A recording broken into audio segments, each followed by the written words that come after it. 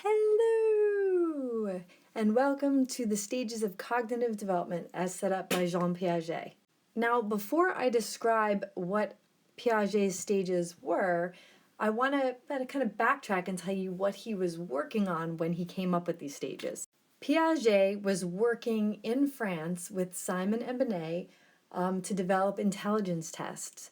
Now, although intelligence testing has a pretty nasty history as it fed into that whole emphasis on nature and eugenics movement ultimately, remember at the outset, Simon and Binet were just looking to help kids that were going to be struggling in school. Actually, they wanted a test to identify who the kids were that would be struggling and then come up with a way to help them. Remember, they recommended mental orthopedics. So Piaget was one of the people that was working with Simon and Binet on this task, and Piaget kind of got sidetracked because what he was noticing is that the common thinking at the time was that children knew less than adults. That was like a quantitative thing. And Piaget discovered with these tests that it wasn't just that children knew less, it's that they reasoned in wildly illogical ways about problems whose solutions were self-evident to adults.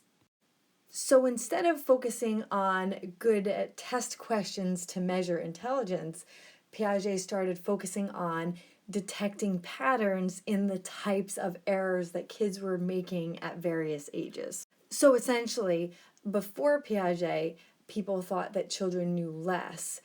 What Piaget has really added to the conversation is that it's not only that they know less, it's that they think in a very different way than adults. Children also think in very different ways from each other at varying ages.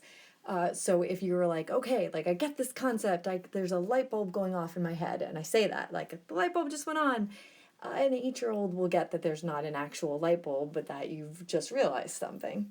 A 3-year-old will think you're talking about an actual light bulb. I think it's also important to note that Piaget criticized what he called the great American kid race, this idea that we push skills earlier and earlier onto children instead of waiting for biological maturation. So Piaget was a stage theorist, which means that he felt that there were periods of rapid learning and then you'd plateau for a while, and then there'd be periods of rapid learning and then you'd plateau for a while. And as we go through this, you'll realize that he's not exactly 100% right about that, but he still discovered some pretty interesting things. I also want to point out that this particular picture of him is my favorite. He just looks so excited to explain something. I love the enthusiasm pouring off of him here. So one of the things that Piaget looked at was this concept of schemas, which is another word for concept, which we did talk about in the cognitive unit. So this framework or category used to organize and interpret information. Children, they are active thinkers and they're constantly trying to construct more advanced understandings of their world. And they have to take all of these new things and categorize it somehow. That this is a family member, this is a friend, that's an animal, these are dogs. As you get older, that task might be something that you take for granted, but really it's quite a lot of work. The learning curve is really high for little kids as they're developing and organizing their schemas. Now, one thing a child can do when they're faced with new information is they can put this new information into a category that already exists. So assimilating, like all of these are different types of dogs, and if a child has seen a dog and they know dogs, but they haven't seen these dogs, they might recognize it as a dog and put that in their schema. But they also might put other animals in that schema as well, not just dogs. And if you happen to be a dog lover, somebody who knows a lot about different breeds, you would have more finely tuned schemas. And so when you're putting something into an existing category, you have very specific categories for it. So simply put, assimilation, you're taking something and putting it into a schema or a concept, a category that already exists. Now, when you're faced with objects that you're not familiar with, it can become difficult to categorize it. And you'll see that sometimes little kids get very stressed out about this task. And in order to kind of have you understand what that is like, you look at like images like these. They're known as impossible objects. They're possible to draw, obviously, but they don't exist in a 3D world.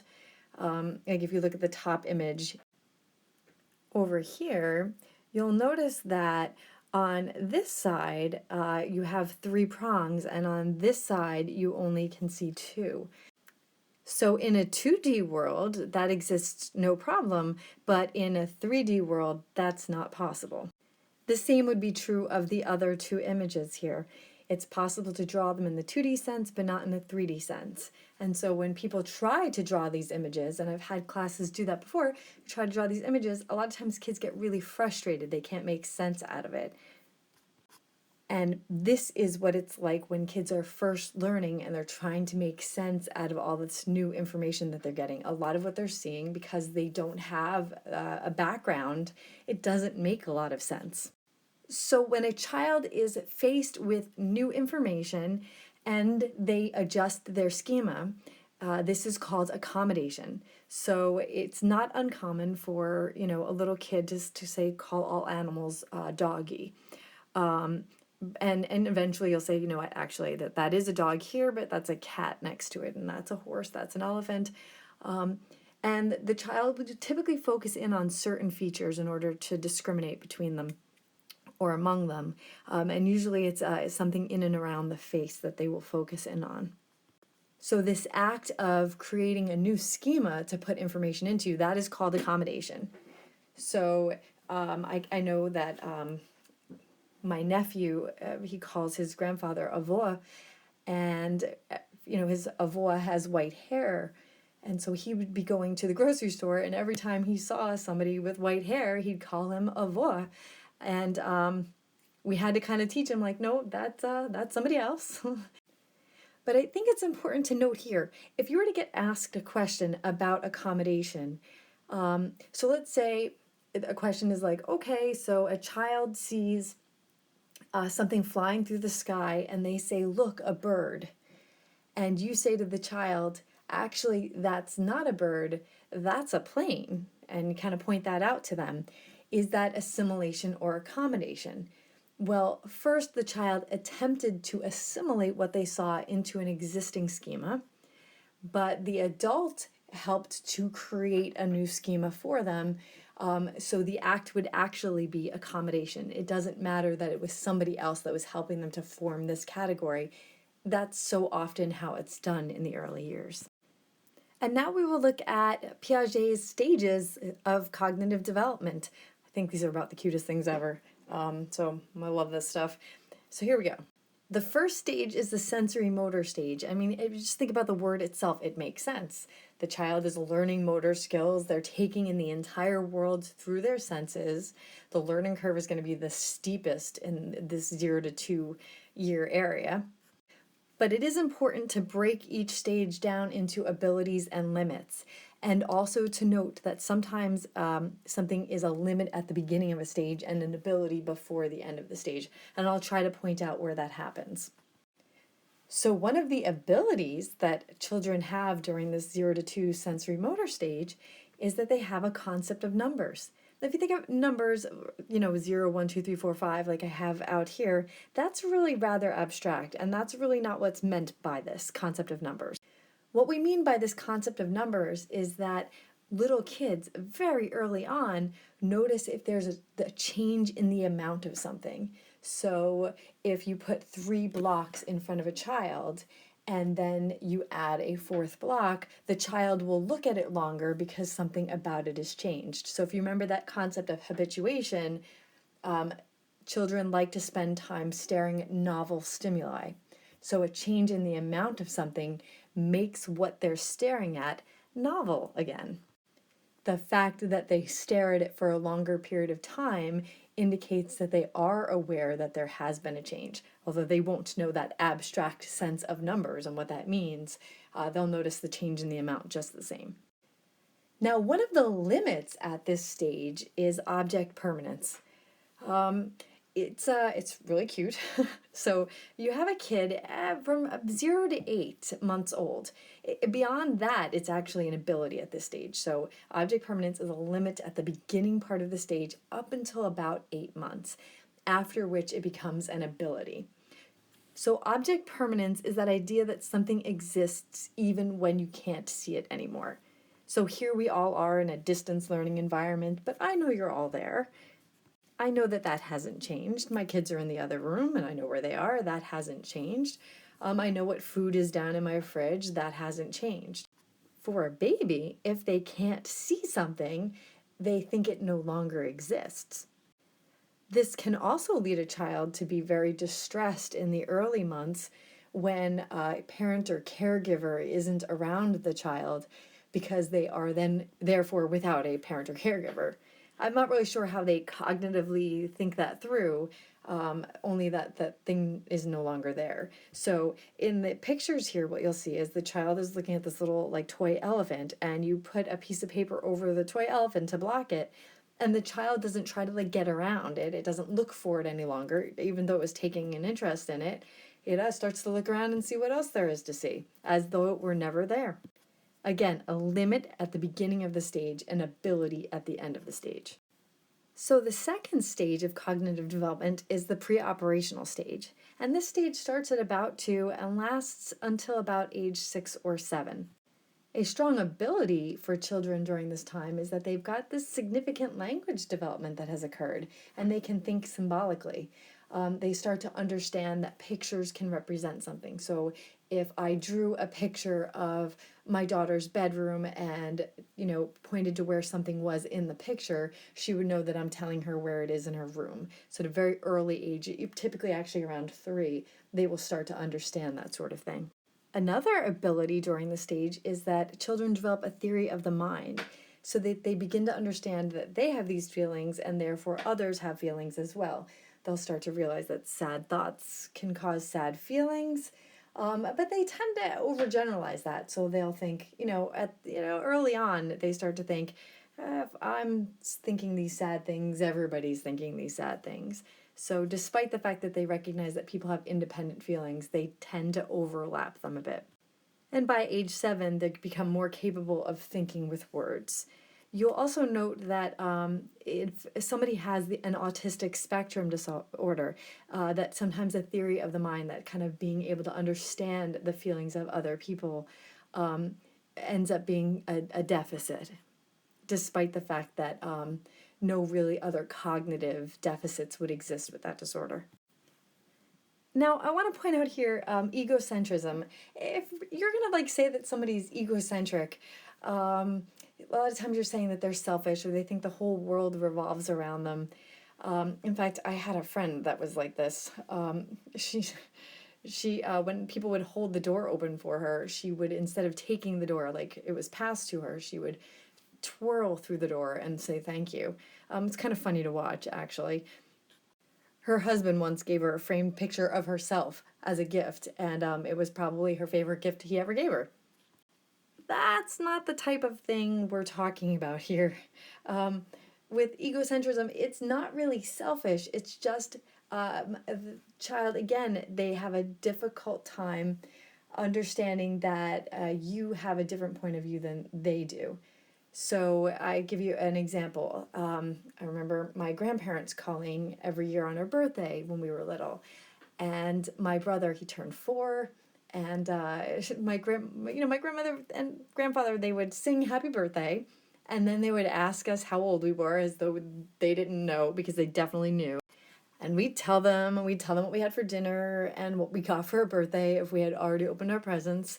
And I remember watching my brother one year. He was 4, and I could hear my grandparents on the other end, singing happy birthday, and they must have asked the question, how old are you? Because I saw him just lift 4 fingers in the air. They never actually spoke a response. And you'll see little kids when they do that, they're on the phone and they nod their head, or they point to stuff in the room with this idea that if I can see it, you can see it. I answered your question. I don't know why you'd think I didn't. I actually have another friend who has 2 sons, and I will call them Matthew and John. And Matthew was the older one, and he was in this stage at this point in time. And I said, Matthew, do you have a brother? And he said, yeah, John's my brother. And I was like, yeah, that's right. I was like, but does John have a brother? And he thought about it for a second. He went, no, he doesn't. That's what egocentrism looks like. So when a kid in this stage is trying to watch television and they sit right in front of somebody, they don't actually realize they're blocking your view. They think, I can see it, so you can see it. I don't see the problem. When they hold up a picture to show people, they often face the picture towards themselves so that they can see it, because once they can see it, everybody has seen it. Okay, and another limit in this stage is conservation, and this has to be about the cutest stuff. I think this definition, properties like mass, volume, weight, continuous quantity, it just doesn't do it justice. So essentially, and this is one example, and the example pictured here would be conservation of continuous quantity. And I'm going to tell you, for the AP exam, you don't have to know the different types. You just have to recognize it as conservation, and that kids in a pre-operational stage, this would be a limit for them. So what you do in this particular case is you have two glasses, as you see here, filled with water, and you say, which one has more water? Are they both the same? And the kid needs to identify really right off the bat that they're both the same. Then right in front of them, you take that that glass of water from the short sort of wide glass of water and pour it into a tall, slender glass of water. Pour the entire thing in right in front of them and say again, which glass has more water, this one, or are they both the same? Children will often point to the one where the water level appears to be higher, despite the fact that they already indicated that they had the same amount of water. It works with like cookies too. So, today I did this with my daughter. I took 2 cookies and I gave her 1. It wasn't fair. So I broke her 2 cookies in half. And next thing you know, she had plenty of cookies. So it was fine. It was fair. In fact, she kept breaking them until she had 5 cookies and I only had 2. And I don't know if you've yet seen that cartoon in the Myers textbook, the one where the guy is like ordering a large pie. Just for himself, and the waiter says to him, how would you like that cut, into 6 slices or 8 slices? And he says, oh, cut it into 6 slices. I could never eat 8 slices. It's kind of a play on conservation there. And yet another limit at this stage would be animistic thinking. That's a limit, but it sure is cute. Kids in this stage, they often kind of think that everything has this living spirit, that all things are living. And so if they see a dark cloud, the dark cloud is obviously angry. Or if they're in the bathtub and you ask them why the soap, sinks to the bottom of the tub, they'll say because the soap is tired. And still another limit in this stage is reversibility. This idea that you can change the order of something and it would stay the same. So if I were to mix the colors blue, if I were to start with blue and put red in it, I'd make purple. But then if I'm starting with red and I mix blue in it, what color will I get? I don't know. And they'll have to learn that makes purple. I could say like 8 plus 4 equals 12. Okay, so what's 4 plus 8? Well, they have to do it all over again to get 12. They don't just recognize that the numbers are the same. We've just changed the order.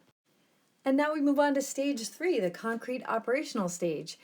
This stage starts at about age 6 or 7 and goes to approximately 12 years. This stage, all of those things that were previously in the pre-operational stage a limit, they are now abilities. So conservation is an ability, reversibility is an ability, transitivity and seriation are also abilities. So transitivity would be like saying, okay, so if A equals B and B equals C, are A and C the same, or are they different? If A has more than B and B has more than C, which one has more, A or C? That would be transitivity. And then seriation, be able to take something and put it in some type of order, say like increasing size, that sort of thing. The big limit really at this stage is that a child can't think abstractly or hypothetically. And by that I mean that all of their reasoning is grounded in their personal experience. So today I tried this on Charlie, my 7-year-old's daughter. I asked her a few things. So in the room when I was talking to her, my husband was there. Tessa, her sister, was there, I was there, and she was there. Her twin brother, Jack, was in another room. So I said to her, if mommy is in the room, so is Tessa. Mommy's in the room, where's Tessa? And Charlie said, in the room. I said, okay, so if mommy's in the room, Charlie's in the room. Mommy's in the room, where's Charlie? And she's like, in the room. So then I said, okay, well, if mommy's in the room, then Jack is in the room. Now, Jack obviously was not in the room, but when I asked her, mommy's in the room, so where is Jack? She said in the room. Now, she was able to go with me on that journey. She knew that Jack wasn't in the room, but Jack could be in the room. That was possible, and therefore she can go with me on that journey. Then I said to her, okay, well, if a rock hits a glass, and I was talking about a drinking glass because I had one in front of her. So if a rock were to hit this glass, the glass would break. So a rock hits the glass, what happens to the glass? Now, we weren't actually breaking anything, but she knew that that could be true, so she said the glass would break. So then I said to her, okay, well, if a feather hits this glass, the glass will break. And I said, a feather hit the glass, what happened to the glass? And she said, it remained the same, nothing happened. And then she proceeded to explain to me that that was not possible. So she was able to accept that Jack was in the room when he wasn't in the room because that was possible. But she was not able to accept that a feather would break a glass because that did not fit in with her personal experience of what was possible. And that's really the main limit at the concrete operational stage. So the last and final stage would be 12 years plus. And this is the formal operational stage. During this stage, those things that I described that were a limit in the concrete operational stage, that hypothetical thinking, being able to do the if this, then that sort of relationships, it is an ability in this stage. There are, however, a few limits during the formal operational stage, during this last stage, particularly at the beginning of the stage. The first one of these limits would be adolescent egocentrism, failure to differentiate between your own thoughts and what other people are thinking. Here, an adolescent would have trouble sort of distinguishing between what they're thinking, what's important to them, that it may not be the thing that's important to everybody else. And then there's this idea of personal fable, so feeling unique in your thoughts, difficulties, and even in your own uniqueness. So let's say you have a falling out with a friend, or you break up with a boyfriend or girlfriend, that sort of thing. During this stage, a lot of times adolescents will think that nobody else understands what it was like they were the only person that has experienced whatever this thing is, whatever this loss is. And for sure, if a parent were going to come in and be like, oh, I know how you feel about that, they'd be like, no, you don't know what it's like. Unfortunately, this can lead to higher risk-taking behavior. It also can lead adolescents to feel invulnerable and immortal. And lastly, we have this imaginary audience, believing that you are at the center of everyone else's thoughts and attentions. What adolescents fail to do is they fail to consider that other people are equally wrapped up in their own concerns. So adolescents tend to be very self-conscious because they know how wrapped up they are in their stuff, and they forget that everybody else is sort of absorbed in their own stuff as well and aren't thinking about those things as much. To be honest, all of these limits kind of together with adolescents, it's part of the reason why I like working with adolescents. They kind of come in with these ideas. They're like, I figured out how to solve this big world crisis sort of scenario. And it's cool. It's cool that they're excited about something and they're thinking it through. And while it may not be new ideas or thought out fully, it's new to them, and it's the beginning where these things start. And I do think that the egocentrism at the earlier part of the stage, it can be a gift to them in some ways as well. Now, as far as assessing Piaget, and I think I've stated this at the beginning and I'm going to say it again, I really do love Piaget. I think his stuff is so cool. I like what he was looking at, but it's not perfect. So you'll see that he did underestimate children's abilities. Well, you'll see children adapting their speech to talk to a younger child so that they're speaking more in line with what that child will understand, or crying or getting upset when a baby is crying. So they're more empathetic, they're more interested in recognizing the differences in others, more so than what Piaget had given them credit for. He did underestimate genetic and cultural influences. And honestly, the development tends to be more continuous than in stages. I did some tests on Tessa today, and you'll see that she got some concepts which she shouldn't have gotten, and she didn't get others. And sometimes she would get like like one thing. I think it was like a transitivity thing that she got one example of it and not the other. And so it's a more continual thing. And it's not like it's like all of a sudden, hey, these are all abilities and these are all limits. It doesn't work quite like that.